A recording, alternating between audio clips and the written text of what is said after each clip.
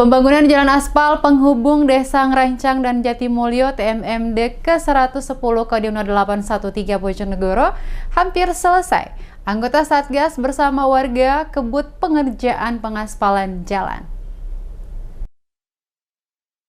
Program pembangunan jalan aspal penghubung Desa Ngerancang dan Desa Jatimulyo TMMD ke-110 Kodim 0813 Bojonegoro yang disasarkan sejauh 2.400 meter persegi akan segera selesai.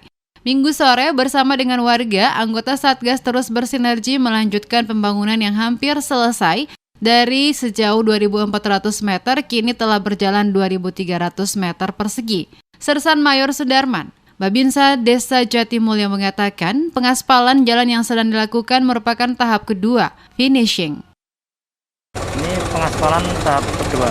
Untuk Jatimulyo 2.400 meter. Alhamdulillah ini sudah finishing sekitar 100 meter lagi.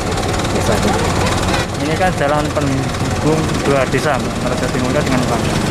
Jadi harapannya terutama untuk akses ke desa terbuka untuk kelancaran anak-anak sekolah dan lain-lain.